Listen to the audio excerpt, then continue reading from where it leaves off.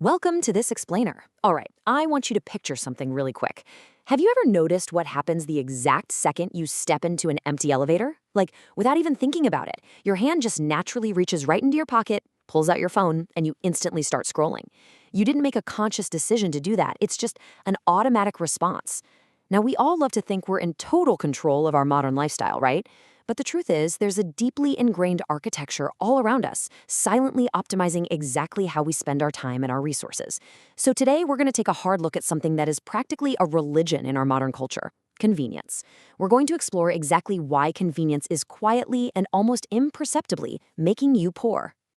Listen to this quote because it absolutely blew my mind when I first really thought about it. The modern economy makes money every time you avoid inconvenience. I mean, wow, that completely reframes how we should view our daily choices, doesn't it?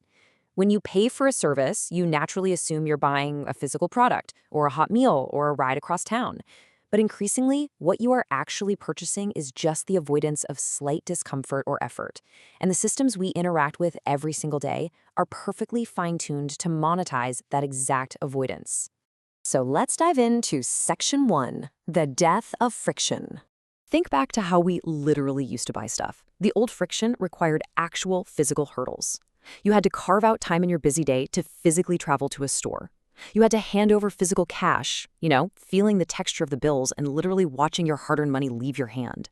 You had to wait days, sometimes weeks, for things to arrive in the mail, or just stand in a brutal checkout line on a Saturday afternoon. That was just the reality of commerce. But now, contrast that with our new, totally frictionless reality. One-click buying means a purchase happens before you can even second-guess it. Streaming services just autoplay the next episode before you even have a chance to grab the remote and decide if you actually want to keep watching. Same-day shipping? A package literally drops on your front porch just hours after the initial thought popped into your head. The effort has been completely, and very intentionally, erased from our daily transactions. And look, I get it. Convenience totally feels like freedom. It feels incredibly liberating to just press a button and have your immediate desires met instantly. But here is the core takeaway from the research. Convenience is not neutral. It actively removes the natural pauses in our decision-making. This is a highly optimized system designed specifically to disconnect us from effort. And when we're totally disconnected from effort, well, we just stop thinking about what we're actually doing. Which brings us to Section 2. How friction protected us. We naturally view friction as a huge annoyance, right? Like a bug in the system of life. But historically, friction was incredibly valuable because it naturally reduced impulsive behavior. Let's really break down how this worked. First up, waiting. Waiting forced you to decide if you really wanted something. If you had to wait 2 whole weeks for a delivery, you had to be pretty darn sure you actually needed it. Then there's effort. Effort took physical energy. If you were exhausted after a long day of work, you just didn't go shopping. Simple as that. Next is cash usage. And honestly, this is a massive one. Parting with physical cash triggers an actual psychological pain response in the brain. It literally hurts our brains more to hand over a $50 bill than it does to mindlessly swipe a piece of plastic or double tap a screen.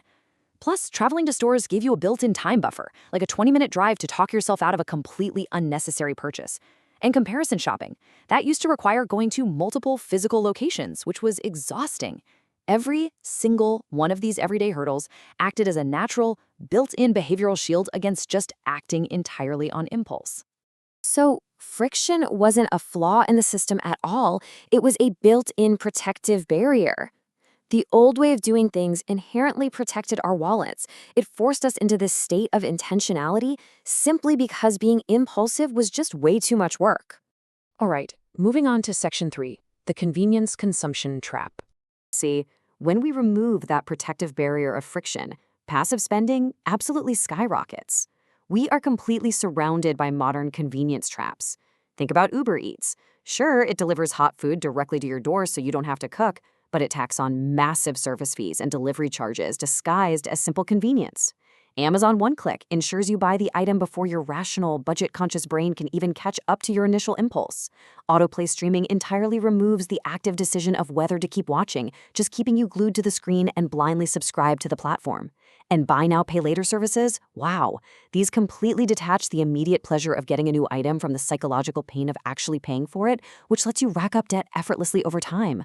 Oh, and instant subscriptions. You set them up once in 3 seconds? And then you just quietly bleed money month after month simply because these companies are relying entirely on you forgetting they even exist?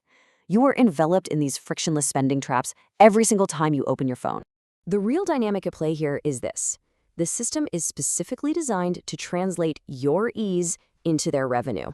We absolutely have to stop viewing these tools as just helpful services doing us a solid. They aren't. They are highly engineered systems that encourage a deep dependency and massively increase our passive consumption. Your feeling of convenience is literally the exact product they are monetizing. Let's dig into the why in Section 4, the psychology of micro-laziness. Now, don't take this personally, but micro-laziness is just a biological reality for all of us. Human beings evolved with a natural instinct to conserve energy and choose the path of least resistance. It's exactly how our ancestors survived in harsh environments where calories were super scarce. But today, in an environment of absolute abundance, corporate systems are continuously studying this exact instinct and optimizing for it. They're essentially weaponizing our basic biology to drive continuous, unending consumption. And this creates a continuous conditioning loop. Step 1, we humans naturally seek the path of least resistance. That's just our baseline hardware. Step 2, companies recognize this and aggressively strip away all the friction from their platforms to cater to that exact biological desire. Step 3, convenience stops being a luxury and actually becomes ingrained behavioral conditioning. We are being trained day by day, click by click, to expect instant gratification without exerting any effort whatsoever. Your natural biological instincts are being actively exploited to keep this loop spinning faster and faster. Which brings us to our final point, Section 5, the ultimate hidden cost. It is super easy to measure the visible costs, right? We can look at our bank statements and clearly see the lost money, the annoying convenience fees, the passive spending, and that huge stack of recurring monthly subscriptions. That's the obvious financial hit.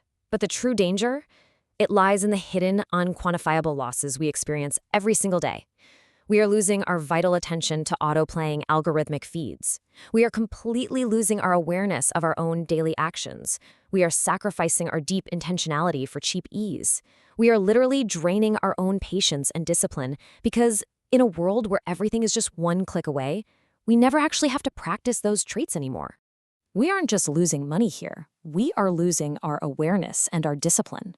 The true casualties of a completely frictionless life are the very traits that make us capable, thoughtful human beings. When everything around you is perfectly smooth and perfectly easy, that internal muscle of self-control begins to completely atrophy. We essentially become passive passengers in our own lives. So take a hard look at your own modern lifestyle.